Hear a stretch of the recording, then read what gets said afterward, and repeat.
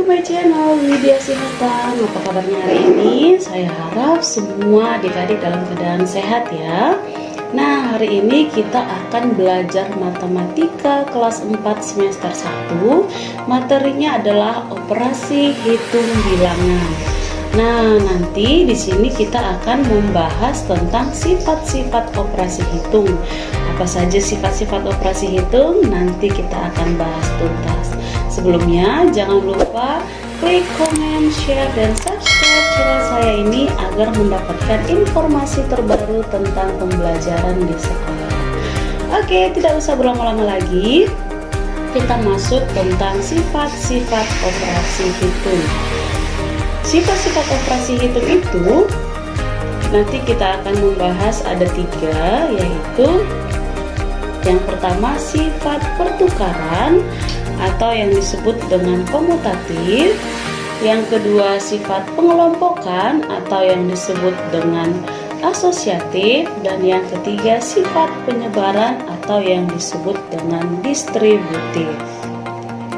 Nah, sekarang kita masuk ke sifat pertukaran atau komutatif. Sifat pertukaran itu dapat digunakan untuk operasi hitung penjumlahan dan perkalian. Yang pertama kita bahas untuk penjumlahan ya. Nah, adik-adik perhatikan contoh berikut ini. Di sini ada gambar ayam. 3 ayam ditambah 2 ayam itu sama dengan 5 ayam. Nanti untuk memasukkan sifat komutatifnya, 3 ditambah 2 sama dengan 5 itu sama dengan 2 ditambah 3 sama dengan 5. Nah, dari sini jelas-jelas kelihatan ya kalau sifat komutatifnya berlaku. Jadi kesimpulannya 3 ditambah 2 sama dengan 2 ditambah 3 hasilnya sama-sama 5. Maka untuk penjumlahan berlaku sifat komutatif. Nah, coba kita lihat contoh soal yang lain. Nah, 5 ditambah 3 sama dengan 3 ditambah titik-titik. Maka titik-titiknya itu sama dengan angka 5 karena sifat komutatifnya itu tinggal ditukar saja angkanya. Ya, begitu seterusnya. Nah, bagaimana jika titik-titik itu diganti dengan kata N? Nah, boleh saja ya. Contohnya 25 ditambah N itu sama dengan 65 ditambah 25. Nah, N di sini artinya adalah bilangan yang akan kamu isi atau bisa disingkat dengan nilai. N itu singkatannya adalah nilai. Maka kita lihat angka berapa yang kosong di situ. Berarti N sama dengan 65.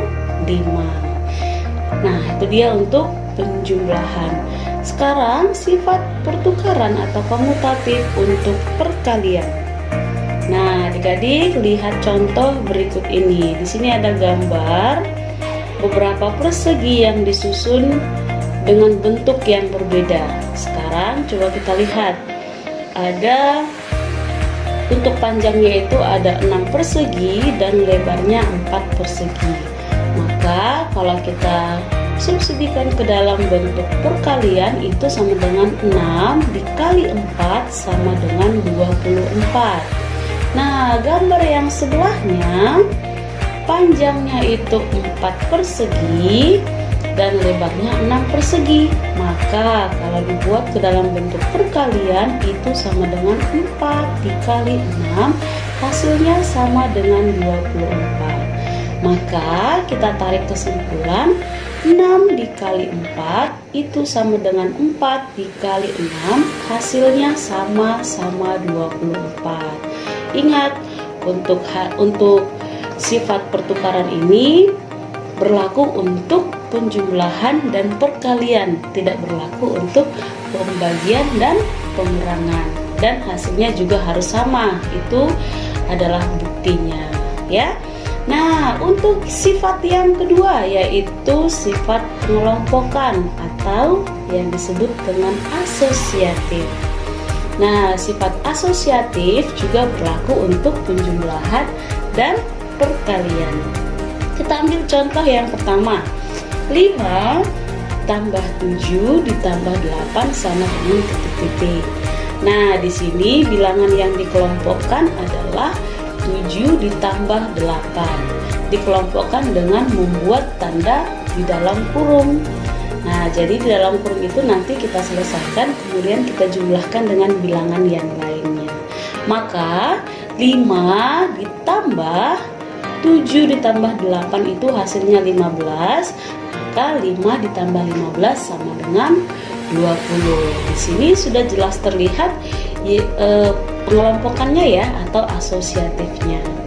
Oke. Nah, untuk contoh yang berikutnya, coba kita lihat soal berikut ini. 4 ditambah 6 tambah 8 itu sama dengan, 4 ditambah 6 ditambah titik-titik. Nah, coba lihat urutannya. Yang di sebelah kiri tadi 4, 6, 8, maka titik-titik yang akan kita isi adalah angka 8. Ada yang berbeda sedikit, yaitu bilangan yang dikelompokkan. Yang di sebelah kiri yang dikelompokkan adalah 6 ditambah 8, dan yang sebelah kanan yang dikelompokkan adalah 4 ditambah 6. Hasilnya tetap sama. Coba kita cari berapa hasilnya kira-kira. 4 ditambah 6, 10, ditambah 8 adalah 18. Oke. Nah, berikutnya sifat pengelompokan atau asosiatif untuk perkalian. Kita lihat contoh berikut ini ya. Nah, terdapat contoh dalam bentuk gambar. Ada kumpulan dari bola berwarna pink dan bola berwarna hitam. Nah, ada 2. Jadi, kita buat ke dalam bentuk perkalian. 3 dikali 4. Karena dia ada 2 kumpulan, maka dikali 2 lagi. Sama dengan, nah ini tinggal diubah saja bentuknya, tapi nanti hasilnya sama. Nah, coba kita lihat. 3 ini maksudnya ada 3 kumpulan. Dikali 4. Nah, 4-nya itu dari sini ya, kali 2. Nah, 2-nya itu lebarnya. Maka kita buat ke dalam bentuk perhitungan matematika. 3 dikali 4 kali 2 itu sama dengan 3 dikali 4 dikali 2. Nah, di sini yang di sebelah kiri atau di ruas kiri yang dikelompokkan adalah 3 dikali 4. Yang di sebelah kanan yang dikelompokkan adalah 4 dikali 2 sesuai dengan gambar. Ya.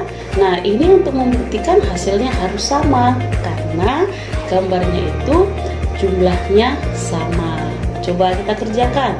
3 dikali 4 sama dengan 12, kemudian dikali 2 hasilnya 24. Yang di ruas kanan 3 dikali 4 dikali 2 itu hasilnya 8, hasilnya juga adalah 24. Maka terbukti ya untuk sifat pengelompokan atau asosiatif untuk perkalian.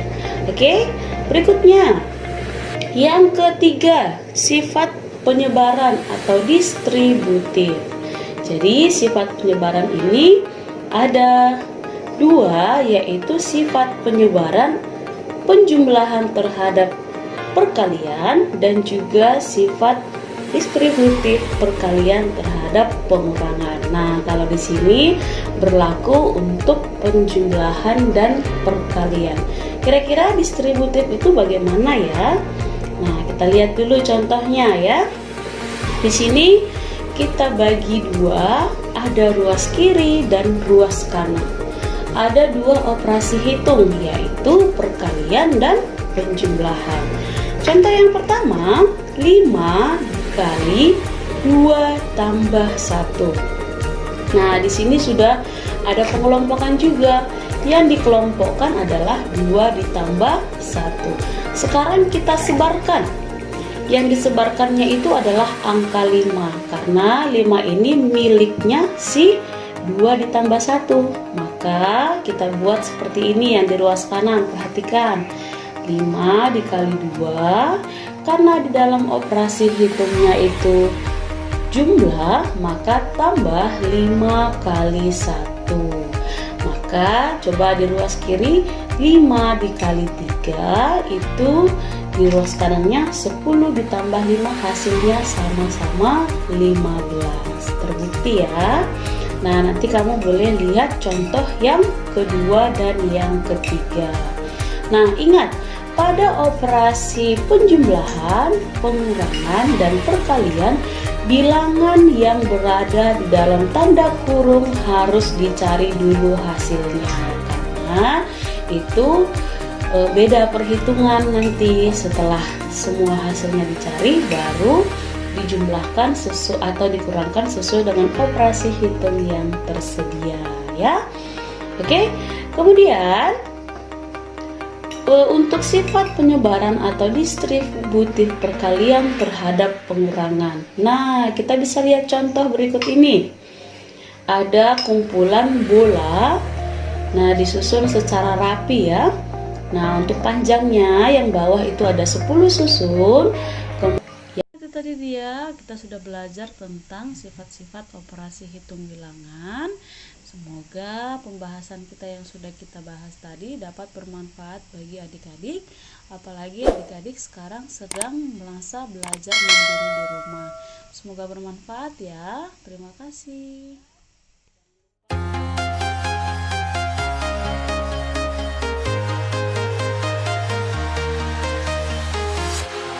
Walking alone, the streets are empty. The only thing I can see is my own silhouette.